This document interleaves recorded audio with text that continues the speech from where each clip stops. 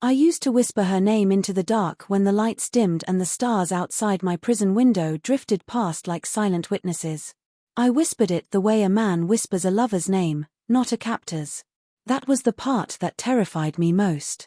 Her hand was the size of my chest, warm and trembling whenever it touched me, as if she feared I might vanish if she held me too tightly. I married her to escape poverty. I married her for a ship. I married her for survival. But somewhere between the locked doors and her quiet breathing beside me, I realized the truth too late. She had not only bought my future with a ring, she had captured my heart with it. Before her, my world was dust and hunger. A failing human colony at the jagged edge of mapped space where the air recyclers coughed more than they breathed and the streets smelled like rust and desperation. I worked in the lower docks, hauling scrap from derelict freighters that once belonged to civilizations richer than my entire sector combined. Every night I went to sleep listening to the hum of failing power grids and the whispered prayers of neighbors who never made it to morning. Poverty was not just a condition where I lived. It was a gravity field. Once you were inside it, escape felt impossible. The Galactic Marriage Authority ads appeared everywhere eventually. Floating in storefront glass. Whispered through hacked billboards. Projected onto the ceiling of worker dorms while we pretended not to watch. Union across the stars, the slogan said. A new life awaits. Everyone knew what it really meant. Desperate humans exchanged legal bonds for alien wealth, titles, citizenship, and occasionally, affection. Most never spoke publicly about what happened after the vows. That alone made the offers terrifying. Then I heard about her. They called her the obese heiress of Keltari Prime. Even among her own massive, powerful species, she was considered too much, too large, too emotional, too soft. Rumors said she owned fleets but had never been chosen. That she bought husbands because no one would marry her willingly. That once the contracts were signed, the men never stayed long. Some fled. Some vanished. Some grew rich and quiet and were never seen again. I told myself I was different. I told myself I was smart. I told myself I would survive her just like I had survived everything else. And I did need the ship. The contract promised enough credits to free my family from debt, enough star hours to vanish into the wider galaxy, and a private vessel registered only to my name after one solar cycle of marriage. 1 year. I would endure 1 year. That was the lie I used to climb into the transport shuttle and leave everything I had ever known behind. The ceremony was colder than I expected. The hall was carved from pale alien stone that caught the light in strange ways, bending it like water across the walls. Tall blue figures stood in perfect lines behind her, motionless as living statues. I had seen images of her before, but none of them prepared me for how immense she truly was in person. Her skin was the color of deep ocean light. Her hair flowed silver white over broad shoulders built for strength, not fragility. Her eyes, though, they were the first soft thing I saw in the entire chamber. She looked at me like a starving person looks at food. Not with hunger. With fear that it might disappear. We spoke only the vows required by law. Universal translator humming beneath the ancient words. No promises of love. No declarations of devotion. Only obligations. Only permanence. When the final signature flashed into the contract orb and the light dimmed, I waited for applause. 4 cheers. For some sign that my life had just transformed into something extraordinary. There was only silence. They led me through her estate after that. Endless vaulted corridors. Gardens glowing with bioluminescent plants. Fountains that whispered instead of roared. Wealth beyond anything my hands had ever touched. I expected to be shown to a guest chamber. A private wing. A separate residence. Instead, the attendants brought me into a luxurious apartment and sealed the doors from the outside. The locking sound was soft. Final. I tested the doors immediately. Then the walls. Then the embedded control panels. Nothing responded to my touch. Panic bloomed in my chest so violently I thought for a moment I might die standing there alone on polished alien marble. Minutes passed. Or hours. I couldn't tell. Then the doors opened. She stepped inside with hesitant movements that did not match her size at all. Her eyes scanned the room first, making sure I was still there, as if she had expected I might dissolve into nothing. "You are safe here," she said gently. It took all my strength not to scream. I demanded answers. Demanded access. Demanded my freedom. The words poured out of me like acid. She listened without interrupting, her massive fingers trembling at her sides. "I did not lock you in to punish you," she said when I finally ran out of air. "I locked you in because I was afraid." "Afraid of what?" "Afraid you would leave before you learned me." That was the moment I understood the truth beneath the rumors. She was not cruel. She was terrified. Terrified of being unwanted in a universe that had already decided she was too much. I should have hated her immediately. Instead, something in my chest twisted. Days passed. Or cycles. Time blurred inside the golden cage she called home. She visited me often. At first to talk. Then to listen. She spoke of her childhood in a palace where admiration was mandatory but affection was forbidden. Of being treated like a living resource instead of a woman. Of how every suitor wanted her fleets but flinched at her touch. I listened because I had nothing else to do. I smiled because survival demanded it. And somewhere between her soft confessions and the warmth of her presence filling the once empty room, I felt the edge of my fear begin to dull. She never touched me without permission. Never approached without hesitation. Her control was absolute, but she behaved like she did not deserve even the space between us. That made everything worse. Because I began to realize that the galaxy's most powerful woman had imprisoned me not with force, but with longing. And as I lay awake at night listening to her retreating footsteps fade down the corridor beyond my locked door, I found myself dreading the one thing I had wanted more than anything else when I arrived. Freedom. At first, I measured my days by escape plans. By the angle of the simulated sunlight. By the shift rotations of the guards I could never see but always felt. By the rhythm of her visits, which became the only unpredictable thing in my world. I studied patterns. I mapped invisible corridors. I tested the walls when she was gone. I never stopped being a prisoner. But I also never stopped being human. She began bringing meals herself instead of sending attendants. Massive hands trying to perform small, careful gestures. Each time she approached with a tray, she watched my face first, not to see if I was grateful, but to see if I was afraid. I learned how much power there was in controlling that single expression. If I stiffened, pain crossed her face like cracking glass. If I softened, relief flooded her so intensely it felt wrong to ignore. So I softened. Conversations replaced silence. At first they were shallow, awkward things. Weather in orbital patterns. Trade convoys.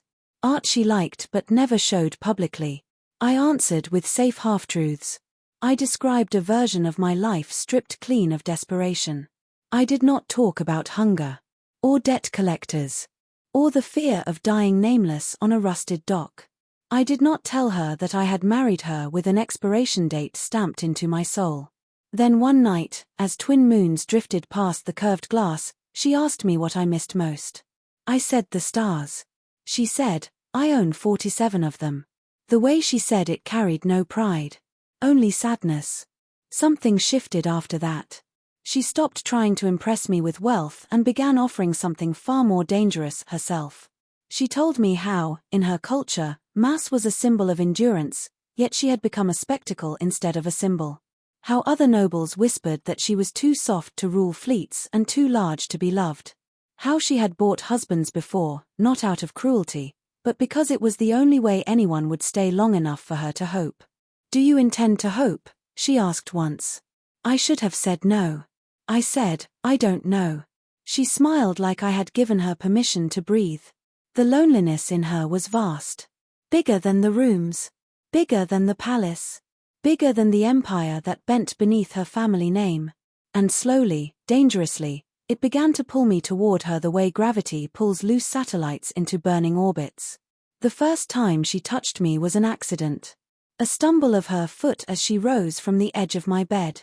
Her fingers brushed my shoulder, and the contact sent an electric stillness through both of us. She froze. I froze. The room felt too small for the space suddenly vibrating between us. May I? She whispered. I nodded before my mind could argue. Her hand settled against my arm with a gentleness that did not match her size at all. It was warm, steady, reverent. Every instinct I had screamed danger. Every emotion I had whispered stay. From that night on, the line between captor and companion blurred in ways I did not want to acknowledge. She began defending me openly in the court feeds. I learned that through stolen transmissions intercepted by my hidden receiver. Nobles questioned why a human occupied private chambers instead of servant quarters. She silenced them with calm authority that frightened even me. She had power that did not need to shout. And she used it for me. That should have felt safe. It felt suffocating. Because with every protective decree, every softened smile, every hesitant touch, the escape deadline I had marked in my heart grew closer. And the closer it grew, the heavier the truth became. I was no longer just lying to survive. I was lying to someone who trusted me. Then the message came. Encoded. Illegal. Slipped through a maintenance beacon I had accessed months ago when I still believed I was only pretending affection. A transport captain owed me a favor. He had secured passage on a smuggling route that could bypass estate shields during a scheduled power fluctuation. A narrow window. One chance. Freedom wrapped in shadow and risk. My heart should have surged with relief. Instead it sank. I watched her across the room that night as she sat at my side, recounting a story about a star whale migration she had once followed across 3 systems just to avoid returning to an empty palace too soon. Her laughter was rare, soft, uncertain, as if she didn't quite trust it to stay. She leaned against me when she laughed. Not as an accident. Not as hesitation. As choice. That was when I understood the cruelest truth of all. She had never locked me in to own me. She had locked me in because she believed no one would ever choose her freely. I began to dream of her after that. Not as a warden. Not as a symbol. But as a woman standing alone beneath endless alien stars, waiting for someone who might never come. I dreamed of the warmth of her presence replacing the empty cold I had known my entire life. I dreamed of what it would feel like to choose her without obligation. And then I woke up inside a cage of my own making. The night before the extraction window, she brought me a gift. A small object. Delicate. A hand-carved star map etched into crystal alloy. Human constellations mapped beside alien ones. Our skies layered into one shared design. I wanted something that belonged to both of us, she said. My chest hurt. It hurt when she placed the map into my hands. It hurt when her fingers lingered. It hurt when she leaned close enough for me to feel the steady rhythm of her breath. It hurt because I knew that by this time tomorrow, she would be alone again. She asked me if I was happy. For the first time since I arrived, I did not know how to lie. So I kissed her instead. It was soft. Careful. Uncertain. As if both of us feared the moment would shatter if we moved too fast. Her breath caught against my lips. Power and vulnerability collided in the space between us. I felt her tremble. When I pulled back, her eyes were luminous. That was the moment I realized I had crossed a line that escape would not erase. Later, alone in the dark, I activated the hidden beacon. The departure coordinates flashed. I whispered her name into the silence again. This time, not in fear. Not in habit. But in guilt. Because I was about to become the very thing she feared most. Proof that even her power was not enough to make someone stay. The power fluctuation began exactly when the beacon promised it would. The lights dimmed first. Just a soft faltering in the glow of the bioluminescent walls, like a palace inhaling too sharply. I stood in the center of the room with my heart hammering so hard it trembled through my ribs. The final coordinates burned behind my eyes. Dock 17. Service corridor. No guards. No second chances. She was due to visit in less than 1 cycle. I told myself that was mercy. The door slid open for the first time without her command. Freedom did not feel like triumph. It felt like theft. I moved through corridors I had only imagined. Shadowed maintenance tunnels. Cold metal arteries beneath the warm living stone of her world. Every step away from her chamber felt heavier than the last, as if gravity itself were tightening its grip around my resolve. Then I felt her. Not physically. Emotionally. The connection I had sworn was imaginary snapped taut like a wound pulled open. A pressure in my chest so sudden I staggered. I turned. She stood at the end of the corridor. Massive frame silhouette against emergency lights. Hair loose. Eyes wide. Not with fury. With disbelief. I trusted the walls, she said softly. I trusted myself. I never thought I would need to protect this place from you. The shame was instant and absolute. I tried to explain. Tried to speak the 1,000 reasons that had once felt so logical. Poverty. Fear. Survival. None of them fit inside her gaze anymore. So the smiles, she said. The stories. The nights you let me sit beside you. All of it was accusation without cruelty. My silence answered her. She did not rage. That was worse. She stepped aside and extended her hand, palm upward. The power grid will cycle again in 30 breaths, she said. Your ship is waiting. I will not stop you. That broke me. Because the trap I had feared was gone. And the choice I had avoided stood naked between us. I took one step toward her. Then I stopped. Because freedom still felt like oxygen. And love still felt like fire. I ran. The ship launched into the dark without pursuit. Without alarms. Without her voice calling my name. I waited for the panic. The rush. The relief I had imagined for months. What came instead was emptiness. Stars streaked past like silent witnesses again, only now they did not feel like possibility. They felt like accusation. News reached the outer lanes within days. The Abyss heiress withdraws from court. Trade negotiations frozen. Succession debates ignited. Her enemies seized the moment like blood in water. Without her visible strength, they moved swiftly. She had always ruled through presence. Through endurance. Through being unmovable. And she had removed herself from the board. They called it heartbreak in the broadcasts.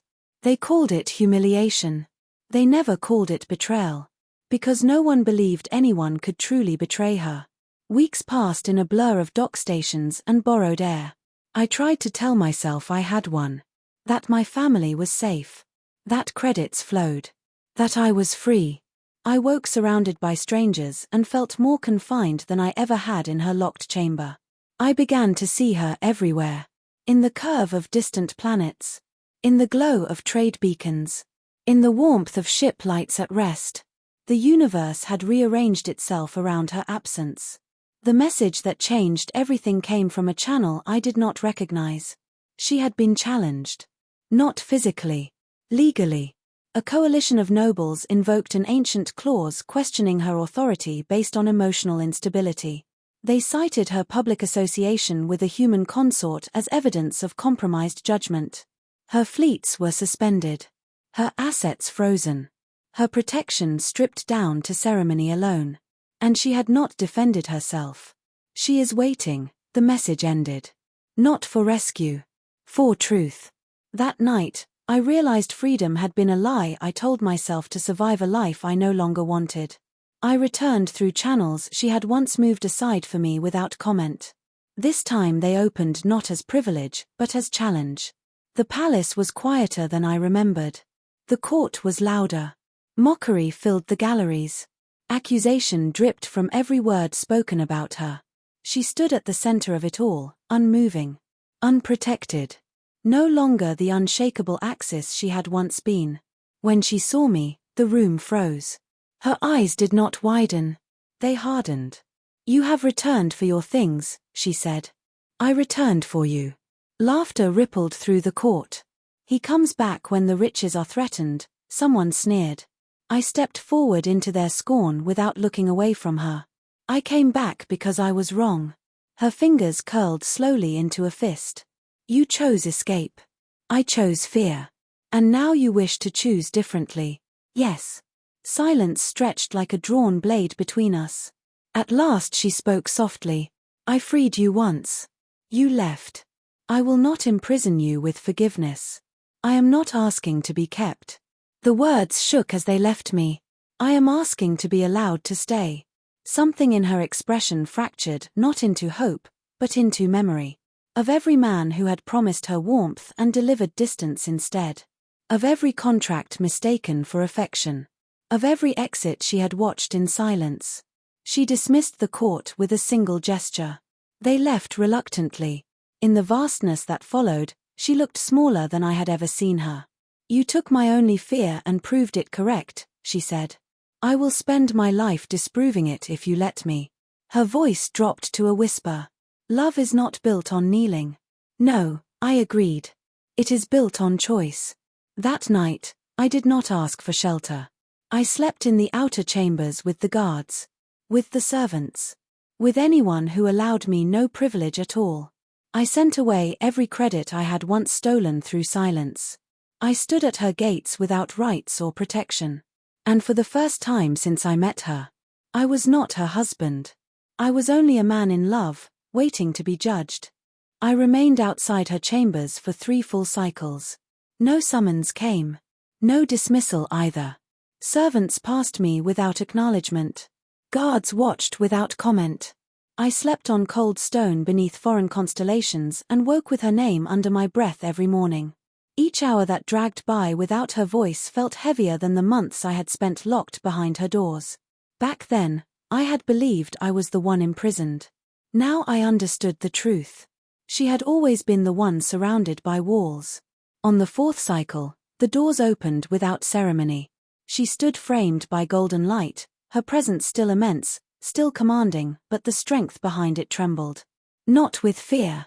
With decision. "I have unlocked every gate," she said quietly. "Every system. Every security seal that once kept you near me." The words struck deeper than any accusation ever could. "If you remain," she continued, "it will not be because you are mine." Silence stretched between us like the space between stars. "It will be because I am yours by choice."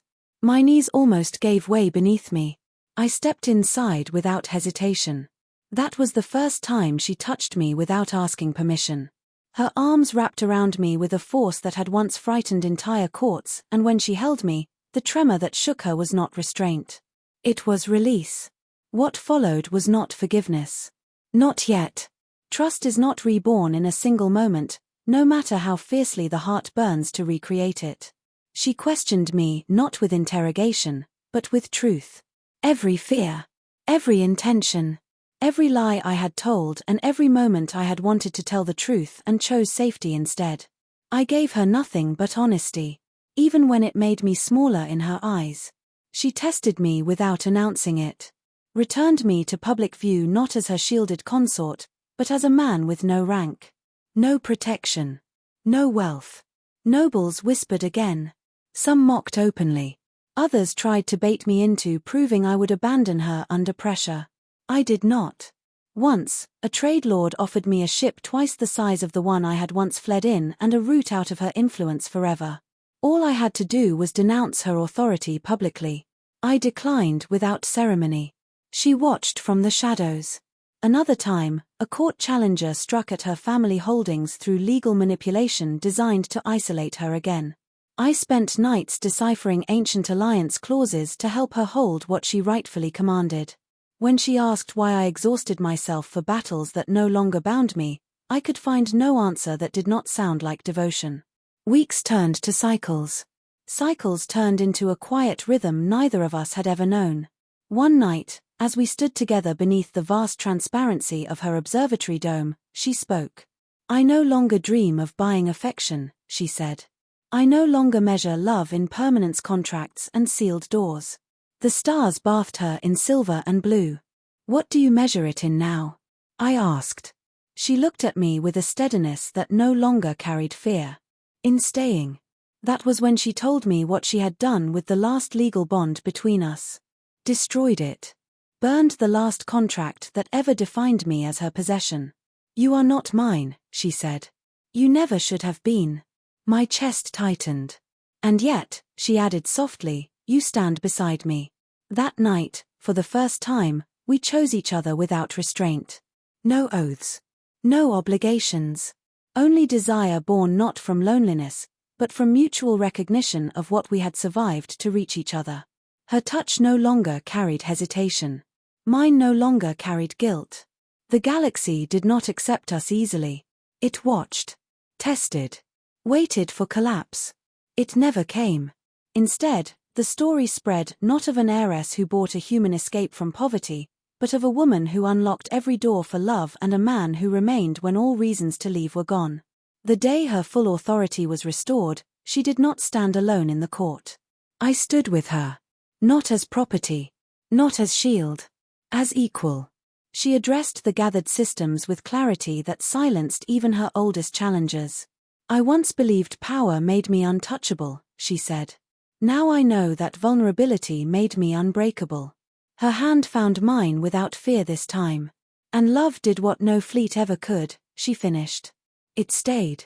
Later, when the palace grew quiet again, we walked the inner gardens where the bioluminescent blooms pulsed in gentle rhythm beneath our feet. Do you regret it? She asked. Regret what? Choosing me instead of the ship. I smiled. I still have a ship. Her brow creased in confusion. I just don't sail it alone anymore. She laughed then, freely, fully, without flinch or doubt. The sound echoed through the gardens and into the open night. I once whispered her name into the dark from behind locked doors, afraid of what loving her would cost me. Now, I speak it openly beneath endless stars, knowing exactly what it gave me instead. Not escape.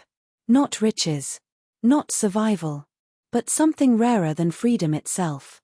Belonging, chosen, unchained, and finally, mutual.